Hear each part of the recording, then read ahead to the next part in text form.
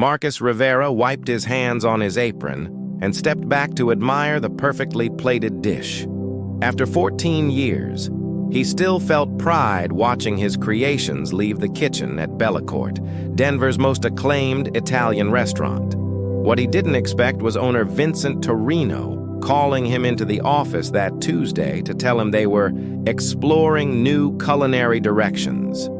At 38, Marcus had transformed Bellacourt from a struggling neighborhood bistro into a destination restaurant with a 6-month waiting list.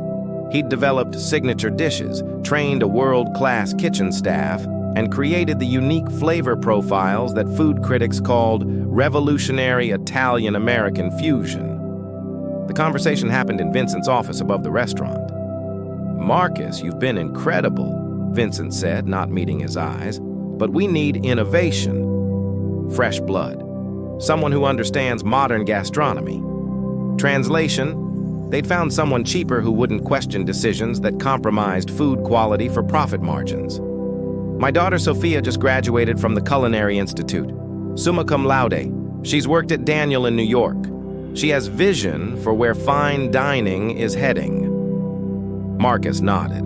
Sophia was 26, talented but inexperienced in restaurant management. "When does the transition happen?" 8 weeks. We'll make the announcement after the spring menu launch." Marcus signed the separation agreement without reading carefully, a mistake he'd later regret. That evening, his master key no longer worked on the wine cellar, and his vendor account access was restricted. They'd been planning this for weeks. Marcus had arrived in Denver 15 years ago, following his girlfriend Carmen after she got a medical residency. He'd left a sous chef position in Chicago, assuming he'd find something quickly.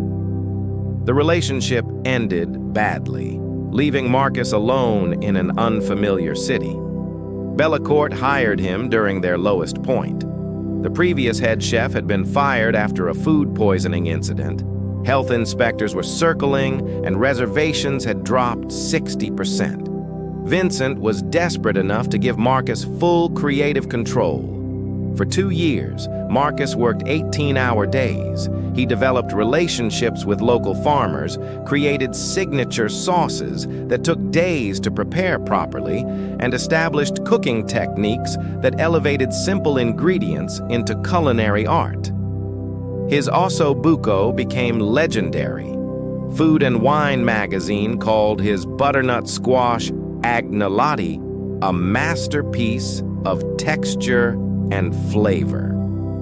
By 2018, Bellacourt had earned its first James Beard nomination.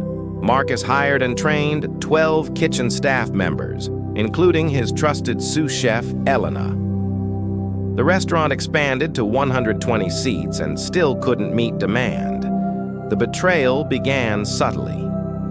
Last October, a food consultant appeared unannounced, asking basic questions about recipes Marcus had developed himself. Then, Marcus's recipes disappeared from the kitchen database. Server maintenance, they said. In January, Vincent canceled their weekly planning meetings. At the staff holiday party, Marcus overheard Vincent's wife mentioning Sophia's graduation and job offers from Michelin-starred restaurants. The final warning came when Elena told Marcus about a private meeting she'd attended. "They wanted to discuss kitchen efficiency without you there," she said. "When I asked why you weren't involved, Vincent said they were exploring different management approaches." Unable to sleep after his termination meeting, Marcus investigated the restaurant's business filings. Through his friend Jake, a restaurant consultant, he discovered Bellacourt was in acquisition talks with Meridian Hospitality, a corporate restaurant group expanding into Colorado. "They're positioning for sale," Jake explained. "Meridian specializes in taking successful independent restaurants and scaling them into regional chains. Your signature dishes are probably a major part of the valuation." Vincent and his partners had been negotiating for 8 months. Sophia's hiring wasn't about innovation. It was about having family control during the transition to corporate ownership. The executives would receive substantial payouts while maintaining management positions in the expanded chain.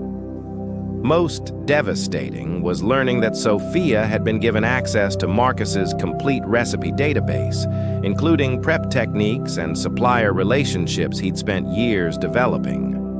She'd been studying his methods for months. That weekend, Marcus retrieved boxes from his storage unit that he hadn't opened since moving to Denver. Inside were handwritten recipe notebooks from his grandmother, techniques passed down through 3 generations.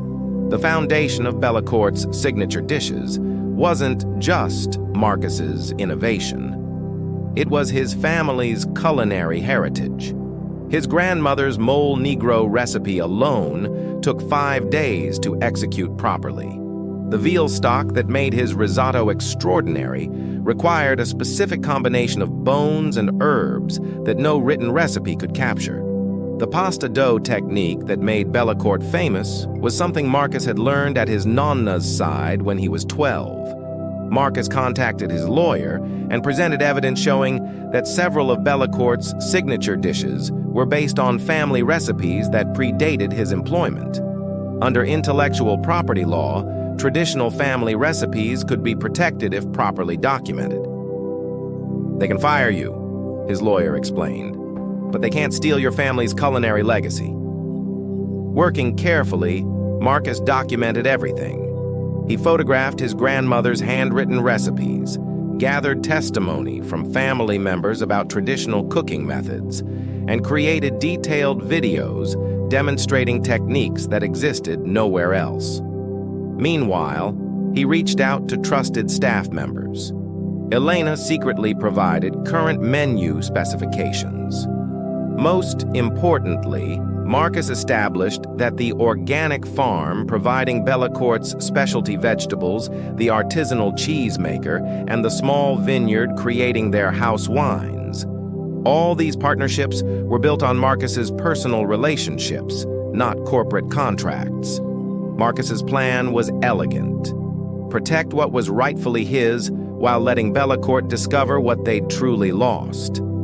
During his final weeks, Marcus completed all transition documentation Sophia requested and maintained his professional demeanor.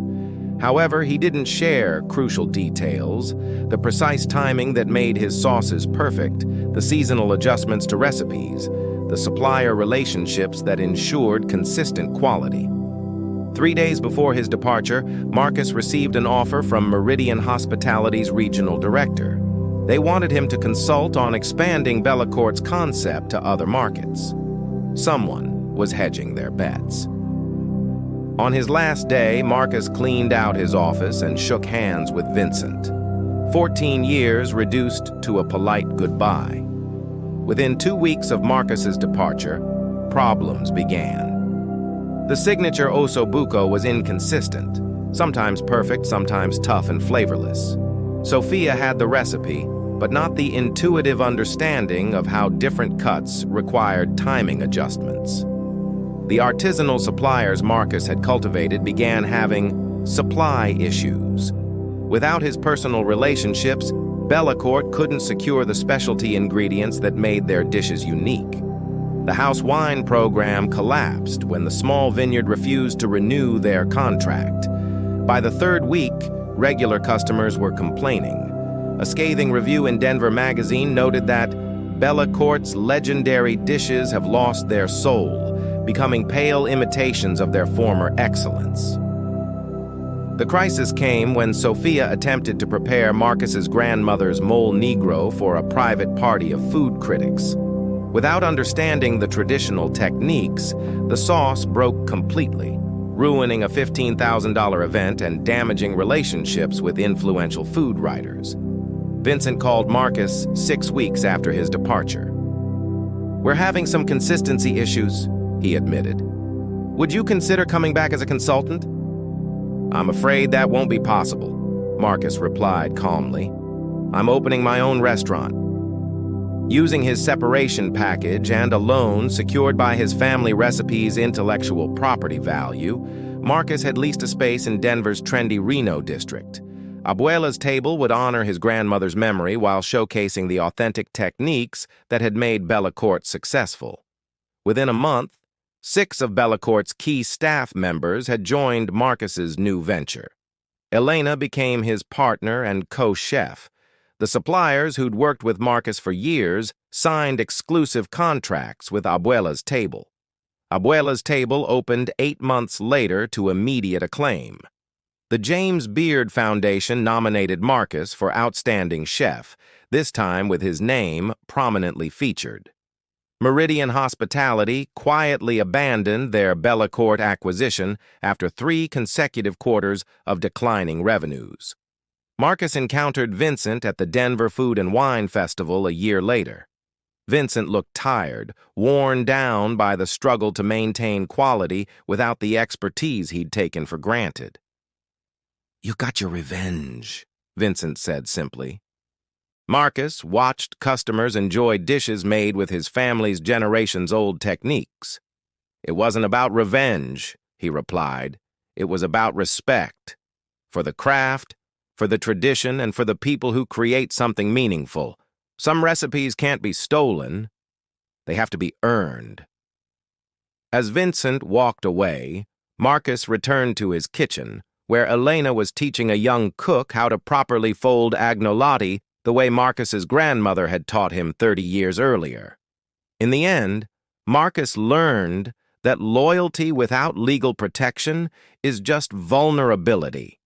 But when you own something truly irreplaceable, those who try to steal it discover they've taken nothing but shadows of the real thing.